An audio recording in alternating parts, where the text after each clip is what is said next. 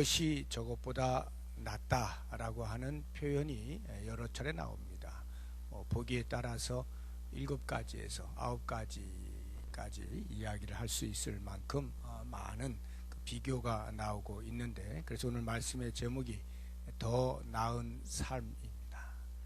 이것이 저것보다 낫다라고 하는 이것이 과연 무엇인가 하는 부분을 말씀드리려 하는데, 전체를 다 하기에는 시간적으로 부족하기 때문에 제가 2가지만 그 중에서 골라서 말씀을 드리도록 하겠습니다. 하나는 1절에 나오는 좋은 이름이 좋은 기름보다 낫다 하는 이 말씀이고요. 또 다른 하나는 8절에 나오는 일의 끝이 시작보다 낫다 하는 이 말씀을 가지고 함께 생각을 해보도록 하겠습니다. 좋은 이름이 좋은 기름보다 낫다 할 때 좋은 기름 하면 그 당시 기름은 이제 재산이에요. 그래서 이렇게 뭐 향유가 됐든지 뭐가 됐든지 감람유라든가 이렇게 그 당시에 사람들이 재산으로 보관할 수 있는 것을 기름이라 이렇게 말했는데, 좋은 기름이라 하면 이제 값이 나가는 기름이라는 뜻이겠죠. 우리들이 그 좋은 기름을 갖는다는 것, 즉 재물을 얻는다는 것은 좋은 일입니다. 결코 나쁜 것이 아니죠. 그리고 우리에게 유익한 것이기도 하고, 또 실제로 우리가 그것을 많이 추구하기도 합니다. 돈을 모은다라고 하는 것이 잘못된 것은 전혀 없습니다. 부하다라고 하는 것은 더 많은 좋은 일을 할 수 있는 준비가 되어 있다는 말이기도 하기 때문에 이 부하다고 하는 것은 좋은 일입니다. 그러나 그것보다 더 좋은 것이 있다라고 이야기를 함으로써 우리의 눈을 돈을 모으는 것에만 머무르지 않게 해주고 있습니다. 그것은 좋은 이름입니다. 어쩌면 우리들의 마음에 성도이든 아니든 물질이 최고라고 잠재적으로 우리 스스로가 아마 여러 환경들을 통해서 쇠뇌가 되지 않았을까 싶습니다. 뭐니 해도 돈이 있어야 이 세상을 살지라고 하는 이 세상이 주고 있는 그 가치에 대하여서 성경이 그보다 더한 가치가 있음을 이야기해 주고 있는 겁니다.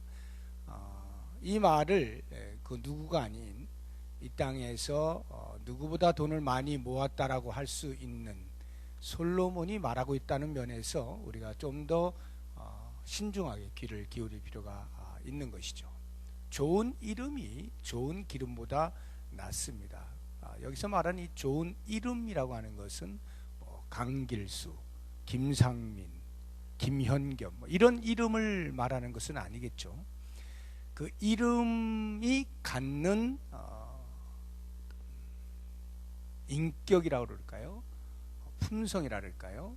그러니까 이름을 대면 떠오르는 그 무엇, 이것이 아마 이름일 것입니다. 그럼 좋은 이름이라는 말은 그런 덕을 세우는 일들을 통하여 얻게 되어지는 명예라든가 평판, 이런 것들을 가리켜서 이제 좋은 이름이라 이렇게 이해를 하면 될 것 같습니다.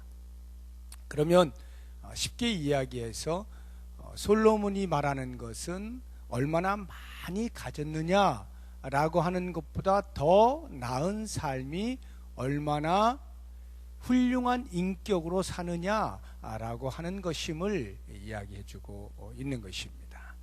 예수님께서 산상수훈 속에서 오직 너희를 위하여 보물을 하늘에 쌓아두라고 말씀하신 것도 같은 맥락이 아닐까 싶습니다.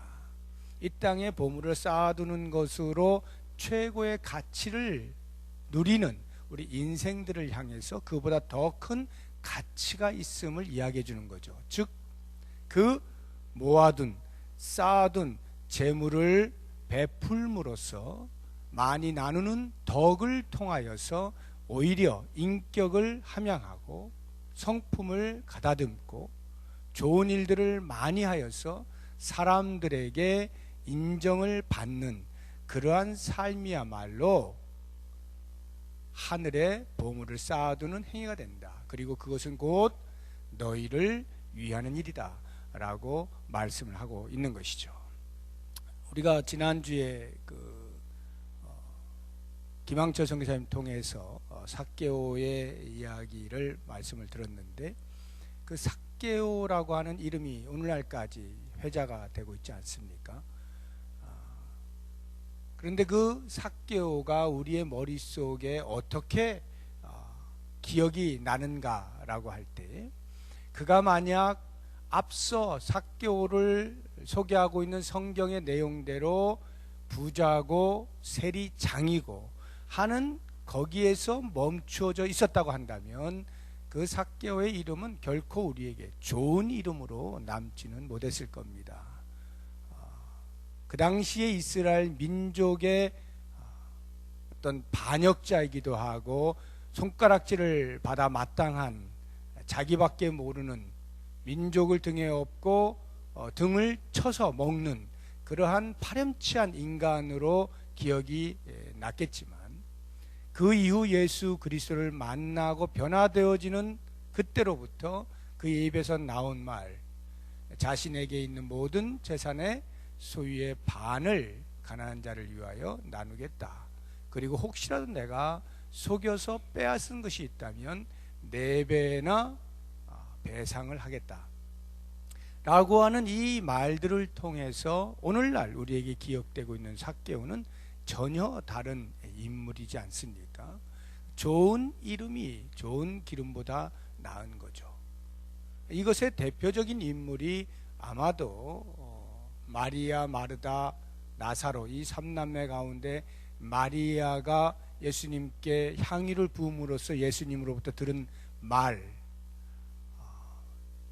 복음이 전하여지는 곳에 이 여자가 행한 일도 말하여 기억하게 하리라 하는, 이것이 가장 적합한 사례가 아닌가 싶습니다. 마리아는 좋은 향유를 가지고 있었어요. 좋은 기름을 가지고 있었는데 그 좋은 기름으로 좋은 이름을 샀다고 보아야 할 것입니다. 예수 그리스도를 위하여 좋은 기름을 아낌없이 쏟아 부었을 때 지금까지도 그의 이름은 좋은 이름으로 우리에게 기억이 되고 있는 것입니다.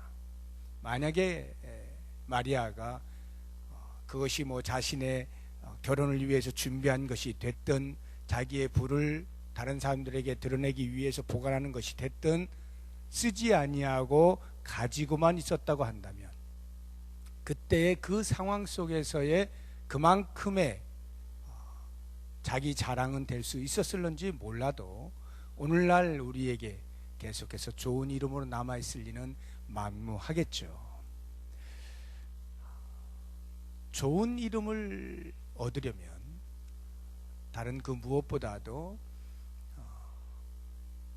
예수 그리스도의 편에 서는 것, 예수 그리스도를 사랑하는 것, 그리고 예수 그리스도를 열정적으로 섬기는 것, 이것이 좋은 이름을 얻을 수 있는 길이 아닌가 싶어요. 좋은 이름을 얻는다는 것은 단순히 다른 사람들에게 내가 어떻게 보이느냐라고 하는 것을 뛰어넘어서 그리스도의 편에 서고 그리스도를 온전히 섬기고 열정적으로 섬기고 그리스도를 사랑할 때, 그리고 그 다음 단계로 그리스도의 인격을 적극적으로 모방해 나갈 때, 거기에서 좋은 이름이 나오지 않나 싶어요. 그러니까 좋은 이름을 내가 얻어야지 라고 하는 마음으로 좋은 기름을 사용하는 것이 아니라, 좋은 기름을 기꺼이 주를 위하여 사용할 수 있을 때 그에게 좋은 이름이 따라오게 된다 하는 것이죠. 예수 그리스도의 인격과 예수 그리스도께서 행하신 일들, 그리고 그의 생각과 언행들을 우리가 적극적으로 모방해 나갈 때, 그 모방이야말로 창조를 위한 길 아닙니까? 그래서 결국은 그리스도를 닮아가는 사람이 되어지는 것이죠. 그렇게 되어질 때 좋은 이름이 따라오게 된다 하는 것입니다. 오늘 좀 안타까우면서도 또 영광스러운 그런 사건이 하나 있는데, 저도 들은 것입니다만 우리 방지일 목사님이 하나님의 부르심을 받았다는 소식을 들었습니다. 우리 교회에 오셨던 분이죠. 부흥에 인도하셨고, 그 당시가 99세였으니까 아마 제가 지금 정확히는 안 봤는데 최소한 102세, 103세 뭐 이 정도 되셨을 거예요. 이분의 그 이제 소천 소식을 제가 들으면서 이렇게 머릿속에 스쳐 지나가는 것이 참 훌륭한 분이시다. 그 훌륭하다라고 하는 것이 단지 장수하셔서가 아니고요. 뭐 상징적인 인물, 오래 사신 그런 의미에서가 아니라 이분의 그 마지막 그 이야기를 들어보면 돌아가실 줄 몰랐는데 불과 얼마 전까지만 해도 북한 선교를 위해서 최선을 다하여 섬기던 방지일 목사님이 소천하셨다라고 하는 거거든요. 그러니까 죽는 그 순간까지 하나님 나라를 위해서 하나님의 일을 성실히 수행하시다가 하나님의 부르심을 받았다라고 하는 이런 면에서 102, 3세면은 좋게 쉬셔도 벌써 쉬셔도 되는 그런 연세시죠. 뭐 은퇴가 벌써 40년이 지나버리신 분이 30년이 지나버리신 분이죠. 그럼에도 불구하고 그렇게 당신이 하나님 앞에서 스스로 무엇인가를 저는 이렇게 살겠습니다라고 했겠죠. 그래서 마지막 순간까지 이렇게 사시는 그 모습을 볼 때 그 이름은 오래 기억에 남겠다 하는 생각이 드는 겁니다. 그런 면에서 과연 나의 이름은 어떻게 되어질 것인가, 내 가족에게 또는 나를 아는 사람들에게 나의 이름은 어떻게 기억이 될 것인가, 어떻게 남을 것인가 하는 것을 생각해 보는 것은 참 지혜로운 일인 것 같습니다. 우리의 보다 더 나은 삶을 위해서 좋은 이름 얻기를 수고하는 것이야말로 우리의 인생에 있어서 가장 중요한 것이 아닌가 하는 생각을 해봅니다. 바로 그 좋은 이름이 예수 그리스도를 온전히 섬기고 사랑하고 따르고 그분을 닮아갈 때 주께 주시는 선물임을 꼭 기억을 하면 좋겠습니다. 두 번째로 우리 8절에 나오는 일의 끝이 시작보다 낫다 하는 이 말씀을 우리가 좀 생각을 해 보려고 합니다. 이것 역시 솔로몬 왕이 이야기를 하고 있는 것이죠. 솔로몬 왕의 처음과 끝은 다른 그 어떤 사람보다도 극명하게 대립이 되고 있습니다. 그의 시작은 말할 것도 없이 화려하였습니다. 하나님의 은혜가 그 위에 머물러 있었고 어느 누구보다도 지혜로운 사람이었고요. 부귀와 영화가 가득했던 사람입니다. 그렇게 출발한 솔로몬이 마지막 순간에는 하나님을 멀리 떠난 사람이 되었고 각종 우상들을 섬기고 또 그것을 허용하고 타락하고 자신의 쾌락을 즐기고 하는 이러한 모습으로 전락을 하게 되죠. 그 솔로몬이 만대에 이르는 후손들에게 교훈하고 있는 것입니다. 일의 끝이 시작보다 낫다. 시작 굉장히 중요합니다. 시작하는 것이 얼마나 중요한지 모릅니다. 그래야 끝을 볼 수가 있죠. 시작하는 게 매우 중요함에도 불구하고 그 시작보다 더 중요한 것이 있는데 일을 제대로 끝맺음을 해야 한다 하는 부분입니다. 일의 끝이 시작보다 나은 것입니다. 이 말씀에 대하여서 우리가 먼저 이런 오해는 하지 않았으면 좋겠는데, 일의 끝이 시작보다 낫다는 말이 두려워서 내가 괜히 시작해서 끝을 제대로 못 보면 무슨 창피를 당하나 하는 마음에 시작 자체를 안 하는 것은 이 말씀에 대한 오해입니다. 아예 시작을 안 해버리면 과정도 없고 결과도 없습니다. 그건 아무것도 아니에요. 그렇기 때문에 일의 끝이 시작보다 나은 것을 위해서 시작을 아주 미미하게, 마치 그 시작이 끝이 나도 끝났을 때 아무런 기대를 할 것이 없을 만큼 미미하게 시작을 하는 그런 어리석음은 범치 말아야겠다 이 말이에요. 끝이 무서워서 어떻게 될지를 모르니까 시작 자체를 안 하게 되는 오해를 하지 마셨으면 좋겠고, 또 하나 이 말씀을 보면서 다른 오해는 끝이 중요한 거구나 라고 해서 결과지향적으로 모든 것을 행하는 것, 이것도 역시 이 말씀에 대한 오해입니다. 아니 어쩌면 우리의 삶에 이 결과지향적, 결과 중심적 삶은 매우 익숙할는지도 모르겠습니다. 결과가 좋으면 모든 과정이 용서가 되는 것이 이 세상의 이치입니다. 끝이 좋으면, 끝이 우리가 원하는 대로 되면 과정 속에서 무엇이 어떻게 되었든지 다 덮어질 수가 있는 겁니다. 이러한 삶이 세상에서는 통용이 되지만 하나님의 나라 안에서는 하나님께서는 허용하지 않으시는 모습이죠.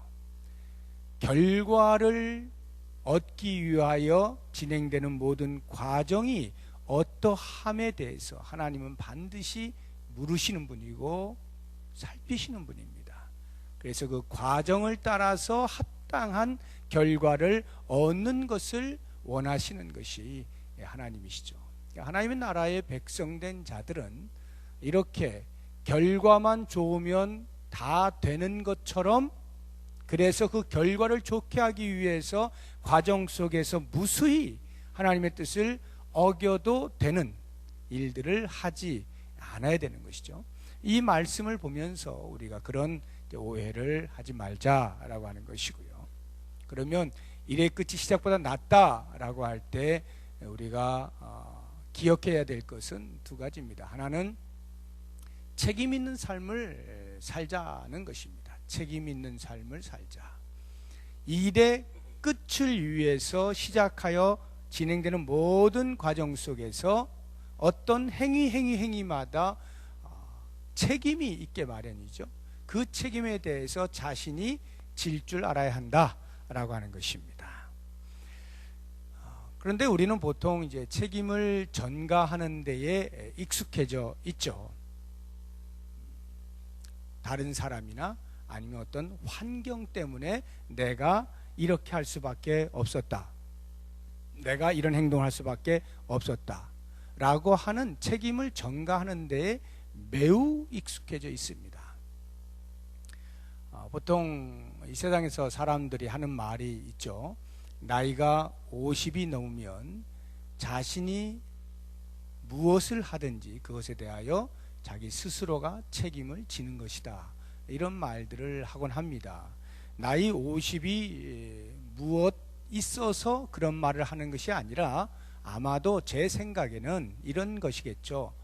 최소한 나이가 50이 넘어가면 이제는 더 이상 너 때문이야, 이것 때문이야 라고 핑계대지 말고 자기가 어떤 일을 결정하여서 행동할 때는 그것에 대하여 자신이 책임을 지자, 그 정도의 철은 들을 나이가 아니냐, 이런 의미에서 한 50 정도를 이야기한 것 같아요. 그것이 뭐 40이 됐든 30이 됐든 아무튼 말하고자 하는 요지는 그 정도의 나이라면 이제는 철 좀 들어서 자신이 한 것을 다른 사람에게 핑계대어서 책임으로부터 도망가려고 하지 말아라, 이런 뜻이겠죠. 저는 이제 그런 그 말을 보면서 과연 그렇다, 자신이 행동한 것을 다른 사람에게 핑계대어져서 그 책임의 자리에서부터 비켜나려고 하는 것이 얼마나 유치한 행동인가, 얼마나 어린 모습인가 하는 것을 보게 됩니다. 그래서 50으로 잡아준 것만 해도 참 감사하다 하는 생각이 드는데, 성도는 그 나이와 관계없이 이미 예수를 믿는 그 순간부터 예수를 닮기로 작정하면서 그 나이와 관계없이 설령 그 나이가 20이라 할지라도 자신의 행동에 대하여 책임지는 삶을 사는 것이 얼마나 복된 것이냐 하는 생각을 해보게 됩니다. 그런데 이것이 생각만큼 쉽지는 않아요. 우리가 살다 보면 거의 대부분의 어떤 일어나는 일들에 대하여 이야기하는 것을 보면 제가 전혀 예외이지 않는데 대부분 보면 다른 사람을 탓하고 있더라고요. 그리고 환경을 탓하고 있어요. 자기의 모습을 잘 못 보는 거죠. 자신의 책임이라고는 잘 생각지를 못하는 겁니다. 이것은 분명히 저 사람의 잘못이고 저 사람이 저렇게 했기 때문에 내가 이렇게 하는 것이거든요. 이것이 보통 우리들의 논리입니다. 이 논리가 굉장히 무서워요. 우리의 머리를 잠식하고 있어요. 그래서 거기에서 깨어나는 것이 쉽지가 않습니다. 여기에 내 책임이 있다 라고 하는 것에 대한 인식을 하기가 쉽지가 않아요. 아무리 따져봐도 이건 아니지 라고 하고 싶은 겁니다. 이것이 저를 포함해서 우리 모든 사람들의 대부분의 모습이 아닌가 싶어요. 그런데 솔로몬이 이야기하기를 일의 끝이 시작보다 더 나은 일의 끝을 보기를 원한다면 책임 있는 삶을 살아라 하는 것이죠. 이 책임 있는 삶을 산다는 것. 이스라엘 백성들이 애굽에서 나왔을 때 그들은 모든 일어나는 일들에 대하여 전부 모세에게 다 탓을 돌렸습니다. 모세, 네가 우리를 애굽에서 나오게 해서 우리가 이 광야에서 주려 죽는 거야. 애굽에 있었으면 참외도 먹고 오이도 먹고 마늘도 먹고 이것저것 먹으면서 그나마 살 수는 있었는데, 여기서는 하늘에서 그나마 떨어지는 만나 하나밖에는 바라볼 것이 없으니 이게 무슨 삶이냐 하고 일어나는 일에 대하여 전부 모세에게 탓하는 거죠. 이게 우리들의 보통의 모습이에요. 저는 우리 가정을 볼 때 건강한 가정, 좋은 가정이 뭐냐, 또는 교회 공동체를 볼 때 좋은 교회, 건강한 교회가 뭐냐, 어떤 하나의 기준을 삼는다면 이것으로도 얼마든지 우리가 측정을 해볼 수 있지 않을까 하는 생각이 듭니다. 좋은 가정의 부부는 서로에 대하여서 책임을 미루지 않는 거죠. 너 때문에 우리 집안 꼴이 이렇게 됐어 라고 말을 하지 않는 겁니다. 그 집안 꼴에 되어진 일에 대하여 자신의 책임을 인정하고 그 책임 있는 삶을 살려고 할 때 개선의 여지가 있는 것인데, 그것을 전부 너라고 이야기를 하는 순간에 개선이 좀처럼 일어나지 않는 거죠. 그러니까 가정 또는 부부를 이렇게 볼 때 별로 행복하지 않은 부부는 다 배우자 탓을 하고 있는 거예요. 그럼 결코 행복을 누릴 수가 없어요. 교회도 똑같습니다. 성도들이 목사 탓을 하고 목사가 성도 탓을 하고 앉아 있으면 그 교회는 볼 것이 없는 거예요. 힘이 하나도 없고 재미도 없고 행복도 없고, 사는 것인지 많은 것인지 신앙생활을 하는 것인지 많은 것인지를 알 수 없을 만큼 엉망진창이 되는 거죠. 남의 탓을 하기 시작하면 끝이 없고 답도 없고, 그래서 시작은 한 것 같은데 결코 끝을 맺을 수가 없는 그러한 결과를 초래하게 되는 것입니다. 책임 있는 삶을 사는 것은 일의 끝을 영화롭게 하는데 매우 중요한 요소입니다. 그리고 또 한 가지를 더 말씀드린다면 그런 책임 있는 삶을 끝까지 사는 것이 인내한다는 것인데요.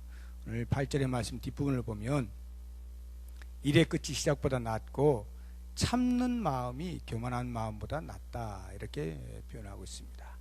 그러니까 일의 끝을 보기 위해서 참는 마음을 갖는 게 매우 중요한 것입니다. 그런데 이 참는다는 것, 인내라는 말의 의미가 뭐냐라고 할 때 그것을 우리로 하여금 알게 하기 위해서 솔로몬은 참는 마음이 교만한 마음보다 낫다라고 비교를 해주고 있습니다. 참는 마음에 비교가 되는 것은 참지 못하는 마음이죠. 조급한 마음입니다.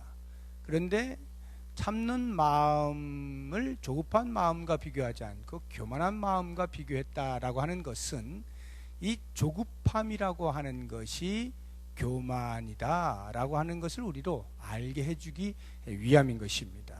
무슨 말이냐 하면 교만이라고 하는 것은 내 위에 더 높으신 분이 계시다고 하는 인식의 부족입니다. 그러니까 모든 일어나는 일에 대하여 내가 해결해야 되고 내가 다 해야 된다라고 하는 생각을 갖는 것을 교만이라고 말을 하는 거예요. 그래서 만약에 내 뜻대로 무엇이 잘 진행이 되지 않을 때 주님을 신뢰하지 못하고 내가 나서야만 되겠다라고 나서는 이것이 교만이죠. 대표적인 예가 베드로죠. 예수님께서 겟세마네 동산에서 기도를 하시고 내려오실 때 잡으러 올라오지 않습니까? 그것을 보고 베드로가 칼을 빼서 말고의 길을 내리치죠. 조급한 겁니다. 그렇게 돼서는 안 되는 거거든요. 베드로가 생각할 때 예수님이 지금 잡혀서는 안 되는 것이고 내가 보호해야만 되는 거예요. 내가 나서지 않으면 지금 이 일이 큰일이 나게 생긴 거예요. 그래서 칼을 뺀 거죠. 그 조급함이 곧 교만이다 이런 말이에요. 그 교만이라는 게 뭡니까? 베드로는 자기 자신이 예수님을 보호하지 않으면 아무도 보호할 사람이 없다라는 생각을 한 것이고 내가 이렇게 해서 내가 원하는 예수님의 가는 길을 만들어내고야 말겠다라고 하는 것이거든요. 그러니까 주님의 생각과 주님의 뜻에 대하여 이해를 제대로 하지 못하고 그 말을 들었음에도 불구하고 그 말을 무시하고 십자가를 져서는 안 되는 것으로 자신의 뜻을 관철시키려고 하는 이 조급한 행동이 곧 교만이다 하는 거예요. 제자들이 예수님께서 혈루병 걸린 여인을 고치실 때 야이로의 딸을 고치러 가다 말고 멈추어 서서 그 혈루병 걸린 여인을 고치시려고 할 때 이 제자들이 답답한 거예요. 지금 빨리 가서 그 야이로의 회당장 야이로의 딸을 고쳐 주어야 신수가 혼해지는 건데 회당장의 딸을 고쳐주기만 하면 그때부터 탄탄대로인데 예수님이 왜 여기서 머뭇거리고 엉뚱하게 누가 내 옷을 만졌어? 라는 말씀을 하시면서 그렇게 주저하시는가, 안 가시고 뭐하나 하고는 계속해서 예수님께 뭐라고 하는 거죠. 이런 것이 뭐냐 하면 제자들의 머릿속에 조급함이 생긴 거예요. 이 일을 하면 앞으로 이렇게 될 것이 훤해 보이는 그 자신의 생각과 뜻을 관철시키기 위해서 예수님께서 멈추어 서신 그 뜻을 헤아리려 하지 아니하는 것, 이 조급한 마음이 곧 교만함이다 라고 하는 것입니다. 그래서 참는 마음, 인내한다 라고 하는 것은 단순히 서두르지 않는다, 천천히 간다 이런 의미가 아니라 나의 교만을 버리고 하나님의 하시는 일, 하나님의 섭리, 하나님의 인도하심을 인정하는 것, 이것이 참는 마음인 것입니다. 바로 이와 같은 마음이 있을 때 일의 끝을 볼 수가 있게 되는 거예요. 그래서 실제로 우리 인생에 있어서 넌 꿈이 뭐냐? 꿈이 얼마나 크고 작고의 문제가 아니라 그 꿈을 마지막까지 실현함에 있어서 하나님의 하시는 일, 하나님의 간섭, 이것에 대한 인정을 하는 것이 참는 마음이라는 거예요. 지금 당장 내 눈에는 이거 기다렸다가는 예수님이 안 해주실 것만 같고 그냥 여기에서 일이 흐지부지 끝날 것만 같은 그러한 상황 속에서도 여전히 이 상황을 인도하시고 개입하셔서 선한 길로 끌고 가시는 그 주님을 무한히 신뢰하는 그 겸손이 있을 때 결국 그 사람은 일의 끝을 볼 수가 있다 하는 것입니다. 오늘 보다 나은 삶, 더 나은 삶 두 가지를 비교하면서 우리가 묵상을 해보았는데 좋은 이름이 좋은 기름보다 낫고 일의 끝이 시작보다 나은 것을 꼭 기억하시면서 우리의 삶에서 하나님께서 우리의 삶을 통해서 활짝 웃으시고 영광을 받으실 수 있는 그런 멋진 삶을 사실 수 있기를 주님의 이름으로 축복합니다. 기도하겠습니다.